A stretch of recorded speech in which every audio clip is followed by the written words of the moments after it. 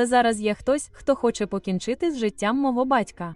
Ти хвилюєшся за свого батька, чи не так? Так, я дуже хвилююся. Ти ж знаєш, що весь цей інцидент крутиться в моїй голові. Я просто не можу зосередитися на чомусь іншому. Але зараз є хтось, хто хоче покінчити з життям мого батька.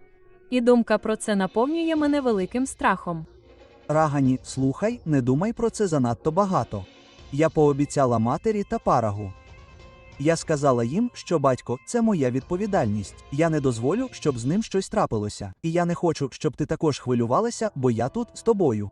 Але Ануруг, богиня, змилувала Вішу і вирішила всі проблеми, з якими він стикався в житті. І я сподіваюся, що всі проблеми в житті мого батька зникнуть так само. Вони зникнуть, чи не так? Як тільки ми знайдемо людину, яка всім цим займатиметься, тоді наші проблеми закінчаться. Думаю, що з сьогоднішнього вечора нам слід почати спати в його кімнаті.